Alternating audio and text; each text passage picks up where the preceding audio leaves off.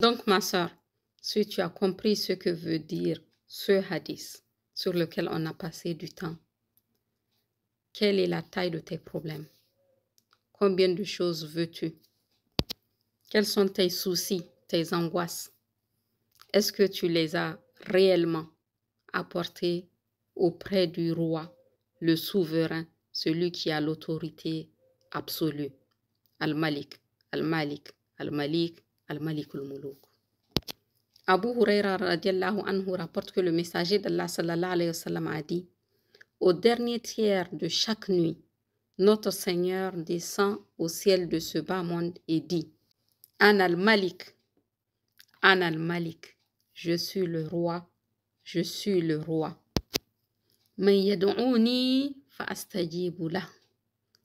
Qui m'invoque pour que j'exauce son invocation?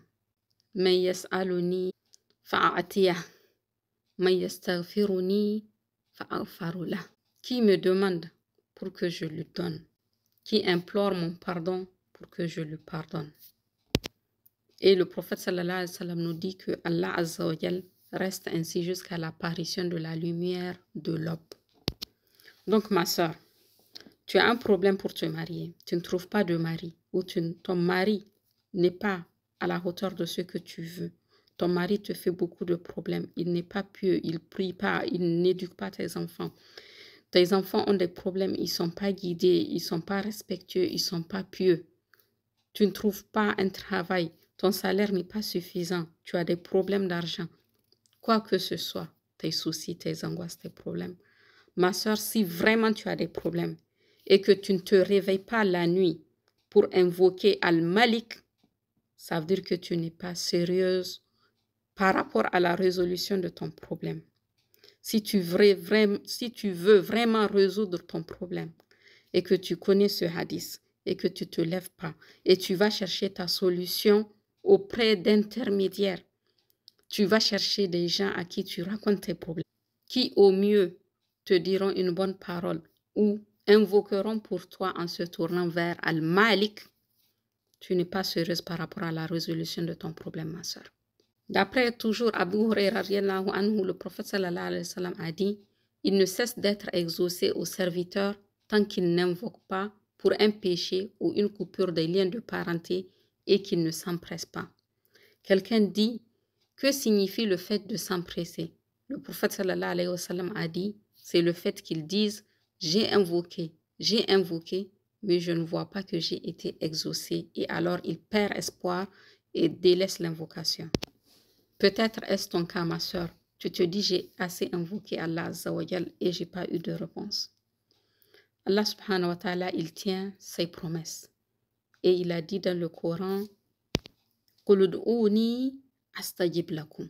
Dis: invoquez-moi et je vous répondrai. Donc Allah subhanahu wa ta'ala, certes, il répond à l'invocation. Mais sache que Allah azza wa jal, c'est Al-Malik, Al-Malik, Al-Malik, Al-Malik al-Quddus, qui a l'autorité absolue. Il est le souverain, le roi, et qu'on ne lui impose pas des choses. Il fait les choses avec sagesse et justice. Donc continue à invoquer Allah azza wa jal. Tant que tu n'as pas obtenu ce que tu veux, n'arrête pas d'invoquer. Reviens pour invoquer Allah subhanahu wa ta'ala sur les choses que tu veux. Parce que tu sais que c'est Allah qui est Al-Malik, le possesseur de toutes choses. Et que si lui ne t'a pas donné une chose, il n'y a personne, aucune chose qui peut te donner cette chose-là.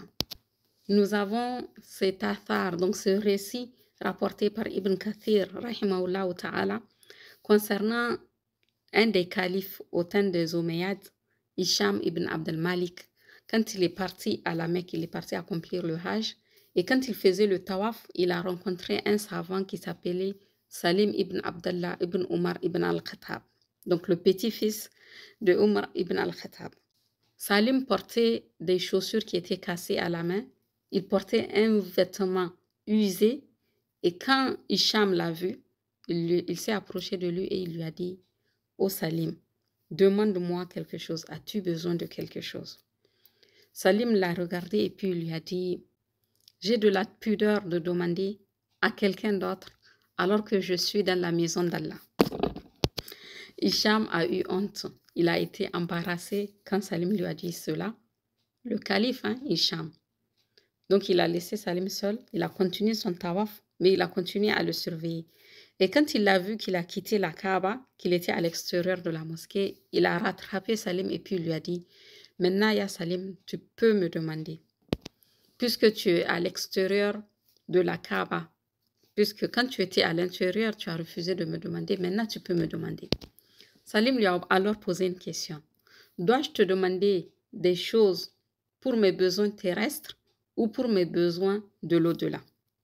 Le calife Hicham lui a répondu, « Ya Salim, demande-moi des choses selon tes besoins terrestres, parce que quant aux besoins de l'au-delà, tu ne les demandes qu'à Allah. » Et qu'est-ce que le savant Salim lui répond? « Ya Hicham, je te jure par Allah que je n'ai demandé aucun besoin matériel à celui à qui appartient le monde. Alors comment pourrais-je le demander à celui qui ne le possède pas? » Donc ma sœur, quand tu as besoin de quelque chose, adresse-toi tout droit, directement au possesseur de toutes les choses.